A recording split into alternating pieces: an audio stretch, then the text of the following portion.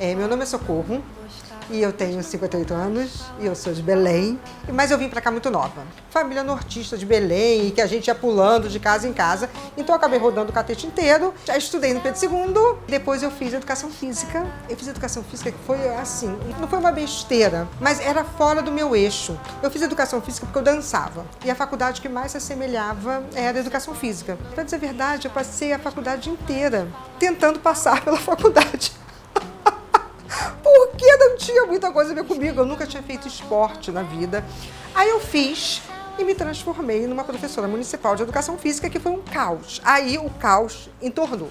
E eu era uma enrolona toda a vida, e eu acho que eu enrolei a minha parte magistério o tempo inteiro, até eu me encontrar. Quando eu comecei a ver que eu poderia trabalhar no lúdico, eu poderia fazer peça de teatro, eu poderia armar as feiras culturais, eu poderia fazer que estava dentro de educação física. Eram vários professores e a quadra às vezes ficava lotada, porque era muito aluno. Então a gente tinha que ficar alguns professores dentro de sala de aula. Eu, dentro de sala de aula, com 30 alunos, eles tinham entre 9 e 12 anos. Gente, era uma bagunça, era uma bagunça. Eu não conseguia, eu não conseguia fazer, eu comecei a ficar desesperada. Então eu ficava cantando as músicas que eu ia fazendo no carro, no trajeto, o tempo inteiro. Quando eu já chegava na sala, eu já chegava, levantava, agora, vamos cantar. Aí eu começava a cantar uma música.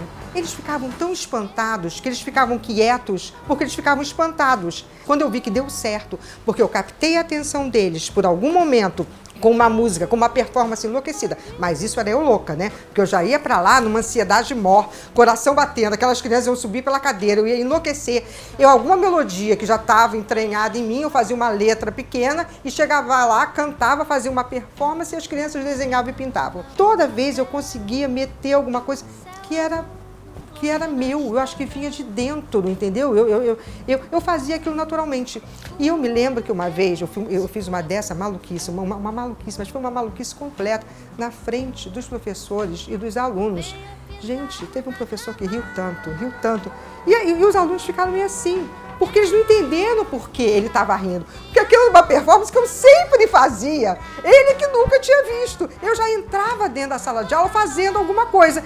E ele ficou assim, Socorro, que maluquice é essa? Mas era essa maluquice. A escola toda, para mim, foi meio um estopim da minha maluquice.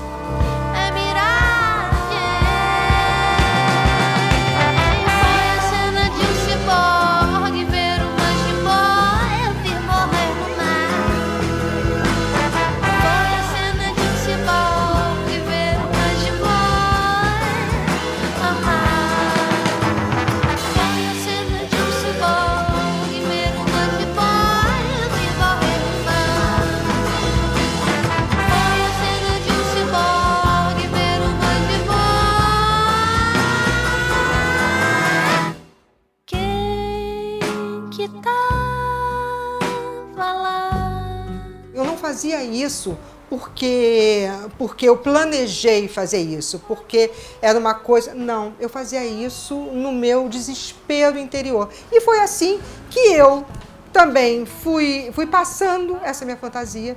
E eles foram comigo viabilizando a minha e a fantasia deles. O que é o artista, né? O que é o processo artístico, né? Como uma criança se descobre, um adolescente, um adulto como artista, né? A arte nada mais é do que está dentro, né? Do que está dentro de você. E é tão seu que ela tem que sair em algum momento de alguma forma. Se por acaso tivessem mais olhares, se por acaso tivesse mais incentivo, se tivesse mais infraestrutura na escola, se os professores tivessem um reconhecimento melhor, uma carga horária onde eles pudessem respirar também, gente, você tem um mundo assim, um mundo brotando. É muito lindo. Aí me preparou porque eu faço hoje, na grande verdade é essa. O que aconteceu é que uma vez eu cheguei pro Pedro e falei assim, o galpão estava vazio, né?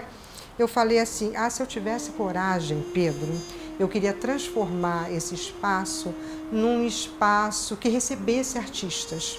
numa residência artística. Mas isso era tudo meu imaginário. Eu estava acostumadíssima a imaginar que eu iria receber artista lá da China, artista lá do Alasca, um esquimó que pintasse. Eu estava na minha cabeça, era tudo, né? E eu falei para ele, numa coisa de falar, no que o galpão começou, aí eu vou te falar, eu estava com a faca e o queijo na mão. Porque era tudo que eu tinha imaginado. Você imagina fazer hora extra, como eu fazia, né? Às vezes 2, 3, com os meninos pequenos. E ficar imaginando um processo artístico na minha cabeça durante 20 anos da sua vida. Eu tinha tudo na minha cabeça. Eu não precisava de mais nada. Né? Quando eu penso no galpão, eu não penso no galpão para a vida inteira. Nunca pensei. Eu acho que foi um pensamento realmente que deu muito certo. Porque se a gente tivesse pensado e feito coisas assim a médio e longo prazo, pedido empréstimos, nós estaríamos ferrados. Eu sempre achei que o galpão é uma coisa que ele pode terminar a qualquer momento. Que ele como veio, a grande verdade é essa, que eu tenho toda a consciência de como ele veio. Ele pode ficar durante mais 20, mais 30 anos, como ele pode ficar durante mais 6 meses.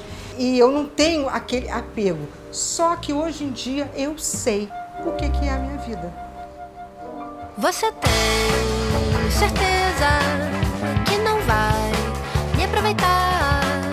Você tem certeza que não vai me aproveitar? Você tem certeza que não vai me aproveitar?